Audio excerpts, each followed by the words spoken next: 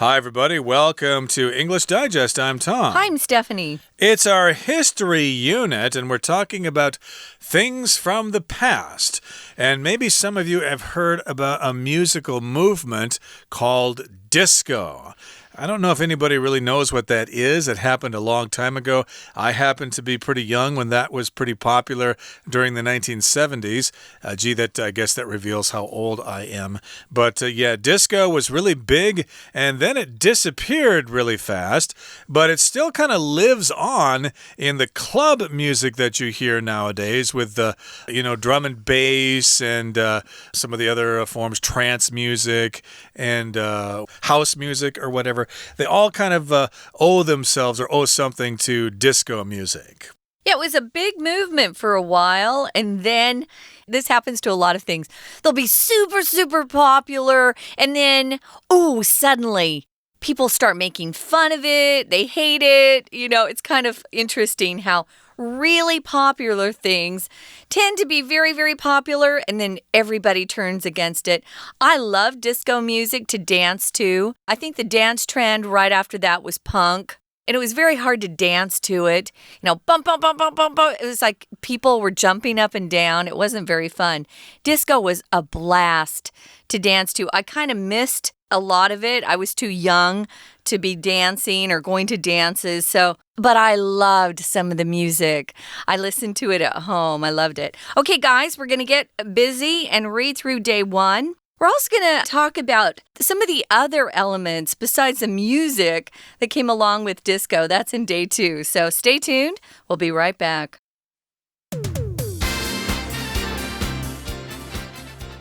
In the early 1970s, an exciting new musical genre took New York City by storm.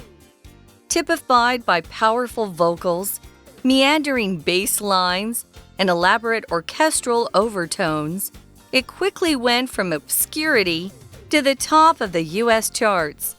Yet by the end of the decade, disco had become despised by some, and records were literally being blown up with dynamite. Disco's story is one of dramatic highs and lows, and without it, music today might sound very different. Musically speaking, disco's origins are diverse and difficult to summarize. Listen to any of its best-known hits, such as Earth, Wind & Fire's September, and you'll notice elements of soul, funk, Latin, and even classical music. Disco culture, however, did arise for particular reasons. In the 1960s, New York City's nightlife was tightly regulated.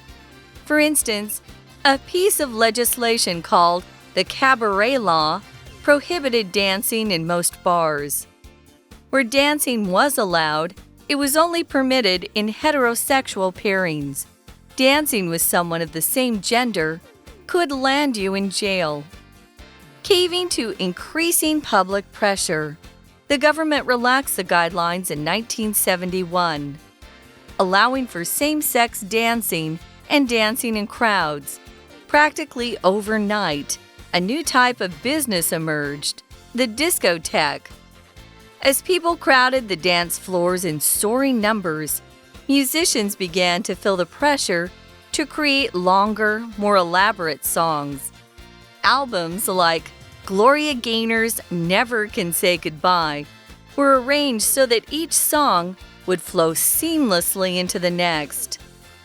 Niall Rogers of the disco group Chic recalls, "I'd never been to a place where they played the same record non-stop for 2 hours."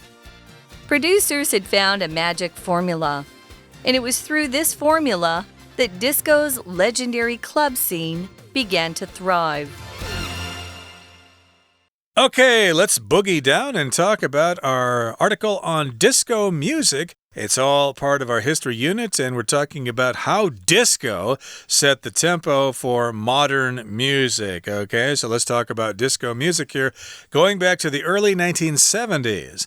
And back then, an exciting new musical genre took New York City by storm. Here we've got a phrase to take something by storm that usually refers to something that becomes popular really, really fast. You could talk about, say, a new Hollywood star taking the world by storm. Or we could say that when BTS, that boy group from Korea became popular, they took the world by storm. They were just popular really quickly all over the place. They really were. I actually have them on my workout collection of songs on my iPod. So it says here, typified by powerful vocals, meandering bass lines, and elaborate orchestral overtones. Here, that just describes what the music sounds like. We'll go back to that in a minute.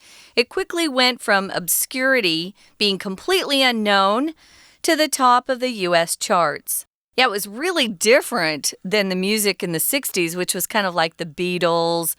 I wasn't a big fan of the 60s music. I didn't have any older brothers and sisters that listened to that stuff, so I wasn't familiar. My parents didn't like it. Well, it was okay, but they loved things that were earlier than that. But the disco music I started listening to at home, and I loved it. I was too young to go and dance at clubs and stuff like that, but I sure love the music.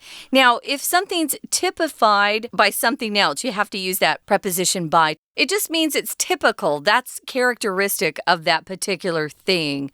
So it's typified by powerful vocals. They had really strong singers. For example, Gloria Gaynor, her name's in this article. Also, Donna Summer, my very favorite person. And then meandering bass lines. Meander just means to move around aimlessly without, a destination. But those bass lines in disco were really active, I thought, and very fun. I love bass, the electric bass guitar. I love bass.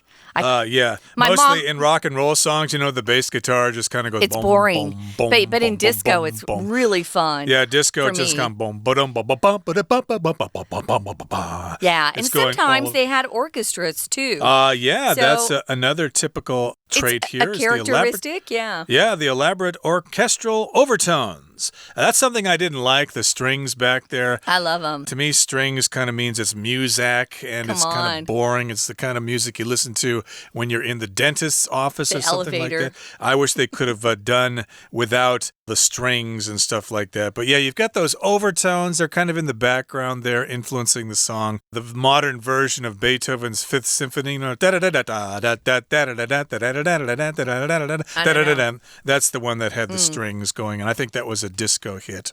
But in any case here, we're talking about disco, and it went from obscurity to the top of the U.S. charts. So it was around, but only a few people listened to it, I guess, in New York City, and I'm betting probably in Detroit as well. A lot of dance music comes from Detroit.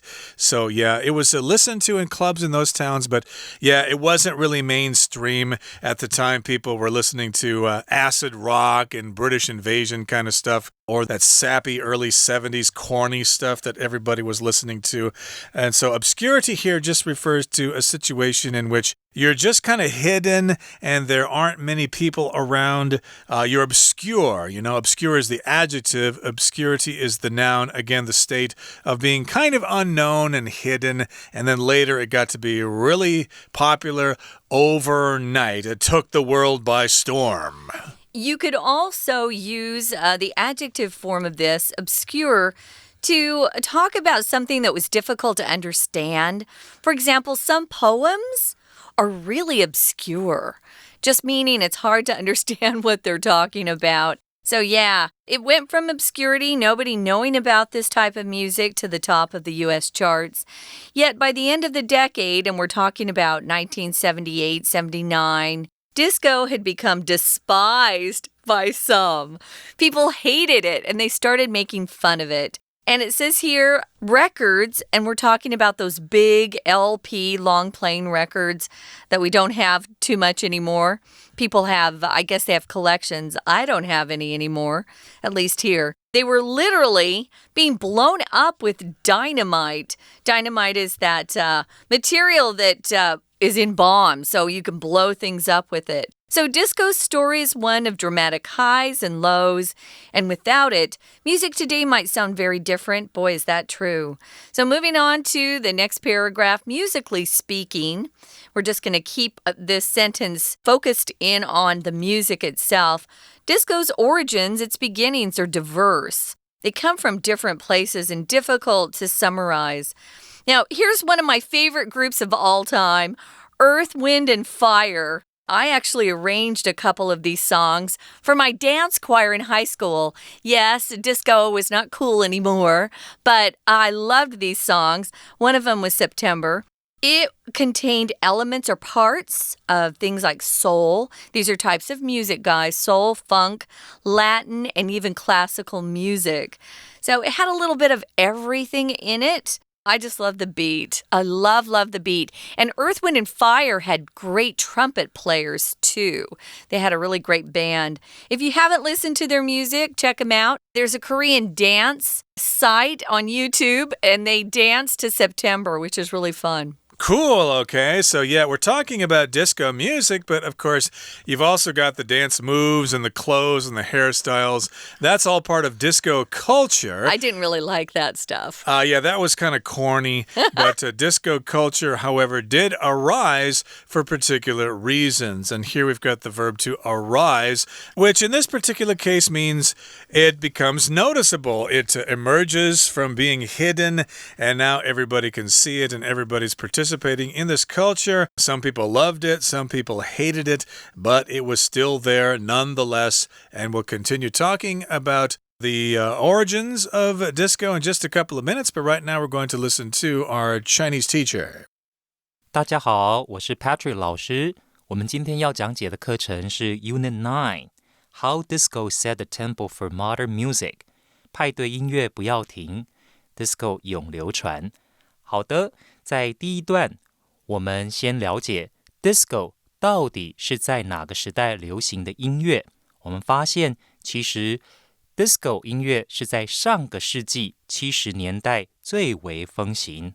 在第一段，作者简单的告诉我们这是哪个时代流行盛行的音乐，很快的就告诉我们，这个音乐在崛起之后，瞬间在70年代末期就陨落了。好的，我们现在一起来进入第一段，看到第一段有哪些值得注意的地方。首先，第一个片语 The new musical genre took New York City by storm 席卷，这个新的音乐风格席卷了纽约 took New York City by storm。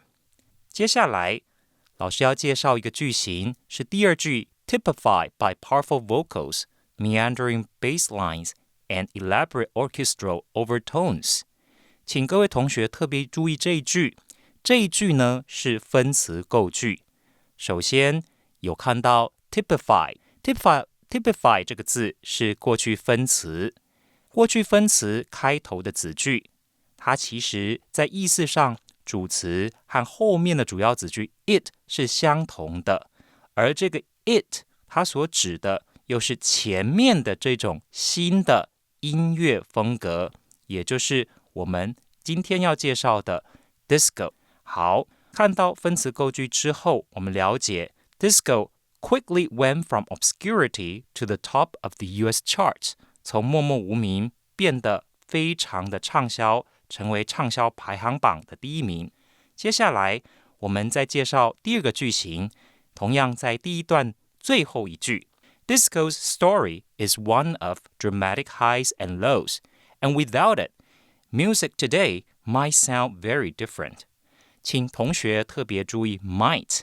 前面讲到 without it， 事实上今天的音乐界是有 disco 的，所以我们知道不可能没有，因此要使用假设语气 Music today might sound very different。 这里的 might 就是标示着假设语气，可能会变得非常的不一样。接下来第二段，文章作者告诉我们 disco 的起源相当的复杂，相当的多元。 Musically speaking, disco's origins are diverse and difficult to summarize。 在这里我们知道，虽然起源相当的复杂，可是再怎么样都可以探讨出 disco 到底是为什么会崛起。这是后面的段落要跟我们解释的。请看到第二段的最后一句，有一个动词，请特别注意。Disco culture, however, did arise for particular reasons. 请同学注意 arise 这个字和等一下会出现的 emerge 其实是同样的意思，崛起。Disco 的文化崛起是有特殊原因的。We're going to take a quick break. Stay tuned. We'll be right back.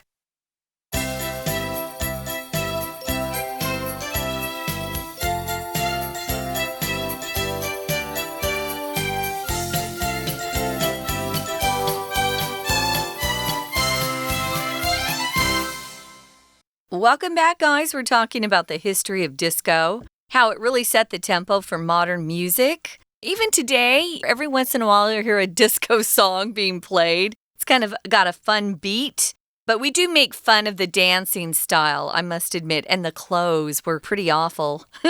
I have to say that. So we've got disco culture. It was arising for particular reasons, or it arose for particular reasons.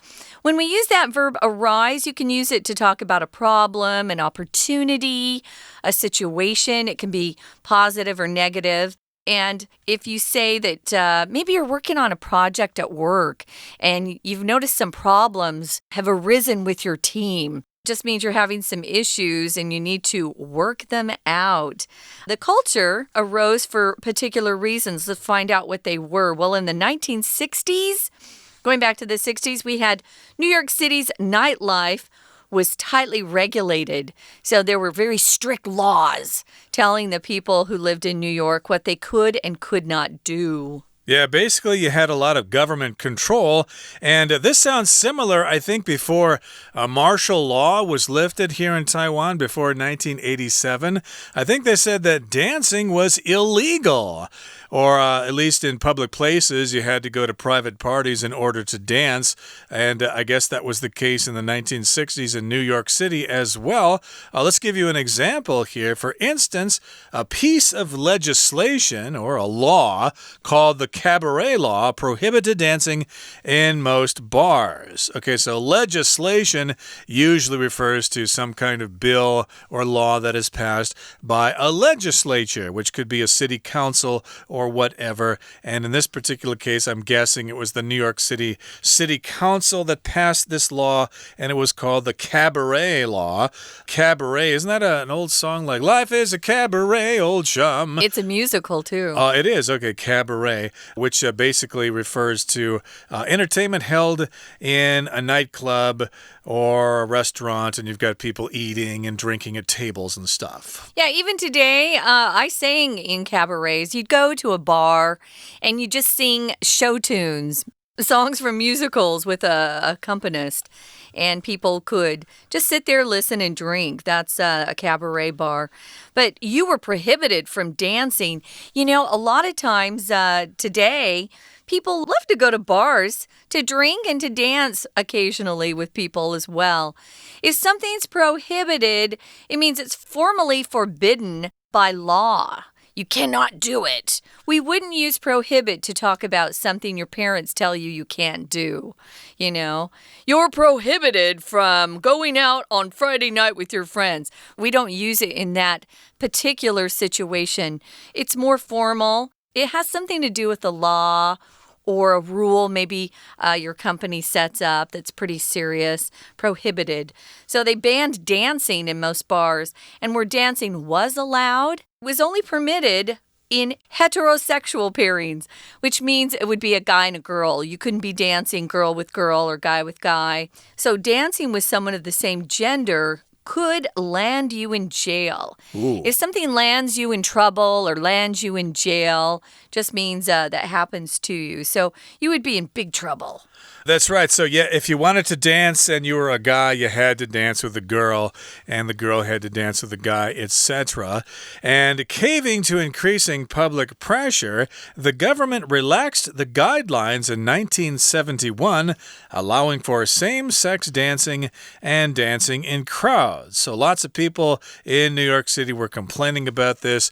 There are lots of homosexuals in New York City, at least there were then, and they thought, hey, you know, we want to go out with our partners and go out and dance just like anybody else. So they were giving the city council some pressure. Hey, that law is ridiculous. We should be allowed to dance with whatever gender we want to. So the government caved to that pressure. Cave here is being used as a verb. I think it also refers to the phrase to cave in, like a cave in a mountain actually collapses. All the dirt falls in to cave in. So if you cave into something, basically you just give in to that pressure. You change because there's just so much pressure. And when you're talking about guidelines, I think they're general rules. They're not as strict as a law. So you need to follow guidelines, but if you don't follow the guidelines, you wouldn't be arrested typically. For example, here, I think we had a guideline during COVID that you had to wear a mask in a taxi, but you weren't arrested if you didn't. I had some of my cab drivers not wearing one, and I didn't care. So, guidelines, things you should follow, principles, pieces of advice. Sometimes you'll have guidelines in a group that you belong to, maybe a club. So these guidelines were relaxed. They got less severe and less strict, and they suddenly started allowing same-sex dancing and dancing in crowds. You know, you didn't have to dance with a partner during disco. If you wanted to dance, you could go on the floor by yourself. Sure. And just have a good time. And you didn't necessarily have to be gay or homosexual. You could just go out with a girlfriend and dance and just having fun. But they relaxed those guidelines in 71. So practically overnight, meaning very quickly, a new type of business emerged, and that was called the discotheque. This word is spelled kind of weird, guys, because it's a French spelling. A discotheque is just a disco. So the word disco actually comes from discotheque. Sometimes you'll see people use the full word discotheque, but we won't talk about discotheque music. We just talk about disco. Yeah, and there were discos here in Taipei as well, and they're not around anymore, but there are still places to dance. But as people crowded the dance floors in soaring numbers, musicians began to feel the pressure to create longer, more elaborate songs. So yes, the numbers were soaring. To soar means to fly high in the sky, so that just means the numbers were increasing. So the musicians thought, hey, we've got all these people wanting to dance. We've got to have longer songs, and they need to be more elaborate, like with strings and meandering bass lines and stuff like that. Maybe remixing or whatever, using sampling. And albums like Gloria Gaynor's Never Can Say Goodbye were arranged so that each song would flow seamlessly into the next. If you were a DJ and you were working the turntables, you could end one song and start the other, and you wouldn't know it was happening. It would sound like the same song continuing. They used to just fade one song out and then start another one, you would know, but here they were using it, they were flowing them seamlessly together without seams, without any kinds of breaks between them. Yeah, that was the first time they started doing that. Even today, though, there are remixes of popular songs where they add, you know, that disco beat. See, and we call it a disco beat. It's just that, you know, very steady beat, and it just speeds the song up a bit, and then they lengthen it. Sometimes it's not done either by the original recording artist. It's done by somebody else. And then those songs, those mixes, those remixes are played in dance clubs. I have a couple of those on my iPod that I exercise to. We've got this guy named Niall Rogers. His disco group or his recording group was actually called Chic. He recalls, this is what he remembers from those days. He said, I'd never been to a place where they played the same record nonstop for 2 hours. That sounds kind of boring, but back then everybody just wanted to dance. Those disco dances, they were pretty tough. You had to really know how to dance back then. You couldn't just, you know, be making stuff up. So producers had found a magic formula. And it was through this formula that disco's legendary club scene began to thrive. Now, we use formula for a lot of different things. We use it in math class. We use it in chemistry when we talk about the different chemicals that we add to a particular concoction, something we put together. But we also use it just to talk about kind of the ingredients or the things needed for a particular result. You know, a good formula or formula for a fun party would be good people, good food, good music. You know, that's the formula for a good party. So you can use it for lots of different things, actually. Yep, they had this particular method or this way of doing things, and it was through this formula that disco's legendary club scene began to thrive. So we'll talk about that more in our next program, and that brings us to the end of our explanation. We need to hear now from our Chinese teacher. 第3段跟第4段，文章的作者分别告诉我们Disco 文化所崛起的原因到底是什么？作者先交代时代背景因素。原来在60年代，其实纽约市对夜生活的管制相当的严格。在这些夜店里面，如果要跳舞，其实一定要一男一女，不能够一群人一起跳，更不能2个同性别的人一起跳。这是第3段所交代的背景。